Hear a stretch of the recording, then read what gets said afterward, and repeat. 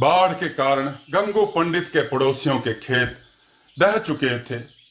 उनके अधिकांश खेत जिस बांध यानी उपजाऊ क्षेत्र में थे, वहां भी पानी पहुंच चुका था, पर फसल डूबी नहीं थी। गंगू पंडित नदी किनारे खड़े होकर विनती करने लगे, हे कमला मैया, मेरे खेतों को बचा लीजिए और शीघ्र वापस चली जाइए, तो मैं 108 रक्तधारी जीवों की बलि दूंगा। संयोगवश पानी घटने लगा और उनके खेत बच गए।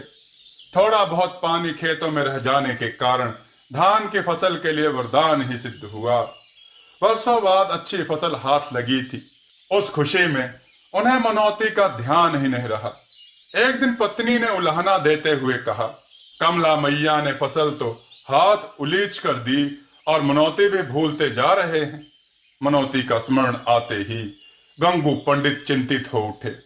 मनौती भी छोटी मोटी नहीं थी, 108 जीवों की बलि।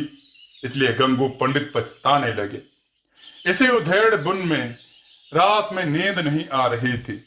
2 ढाई पहर बीत चुके थे। ऊपर से उन पर चारों तरफ से खटमलों का छापामार युद्ध जारी था। पकड़ में आए खटमलों को वह गुस्से से जगह पर ही खत्म कर देते थे। मारते मारते उनके हाथ लहूलुहान हो गए और लगा कि क्रोध में कितने जीवों की हत्या हो गई।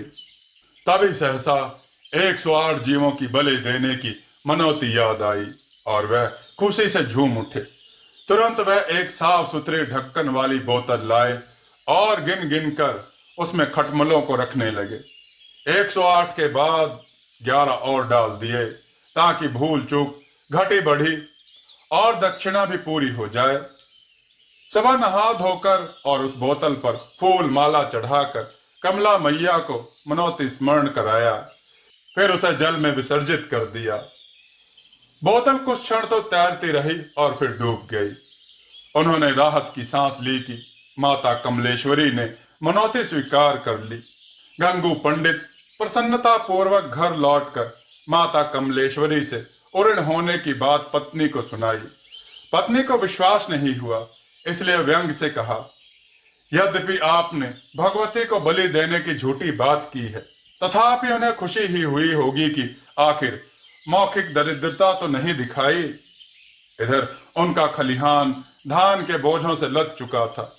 गंगू पंडित ने स्वप्न देखा कि कमला मैया रुष्ट होकर कह रही हैं, गंगू, तुमने मेरे साथ छल किया है, बलि प्रदान के नाम पर खटमलों को चढ़ाया है, इसलिए श्राप देती हूं कि तुम्हें टोकरी भर से अधिक धान नहीं मिलेगा।